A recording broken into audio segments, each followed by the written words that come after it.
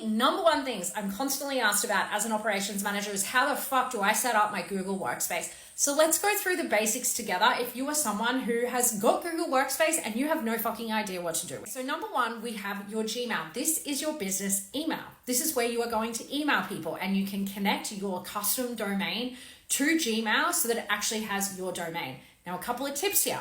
When we're creating our Gmail, please make more than one account. If you are the CEO, you should have your separate email, and then you want to have a support @ or team @ email with your domain that you give out to clients, customers, whoever you're serving in your business. Do not combine these. Trust me, even if your business is just starting out or you're smaller, it doesn't fucking matter. The last thing you want is your clients or anyone that you're serving in your business to be emailing you on your CEO email that you're also using to track what's happening in your own company. Trust me, create more than one. Number two is your Google Drive. Now, this is your digital filing cabinet, and this is where most business owners completely lose the fucking plot. This is not a dumping ground. This is a filing system.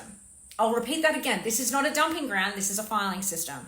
So when we set it up, we want to make sure that we've got folders, naming conventions. I've done videos on that before. Let me know if you want them again. And then we want to set up shared drives for you and your team. Don't set up things in My Drive and then share documents backwards and forwards. Literally create a shared drive for anything you and your team are going to be using. Number three is your Google Calendar. Moving forward, this is going to be the single source of truth for your time in your personal life and your business life.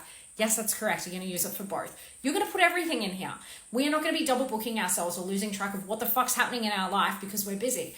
Everything goes in there. Now, if you want a separate video on how to separate your personal calendar and your business calendar, I can show you how to do that. But basically, we want to put everything in here. Everything to do with the business, everything to do with your personal life. Live your life that if it's not in the calendar, it doesn't fucking exist. Now, in my business, I even put stuff in there like when I'm taking a lunch break, when I'm prepping content, when I'm going to do a TikTok live, literally everything. And then number four is Google Docs and Sheets. Now, I don't love Google Docs and Sheets. There's way better platforms like Notion that you can do a lot of the work that you would do in here.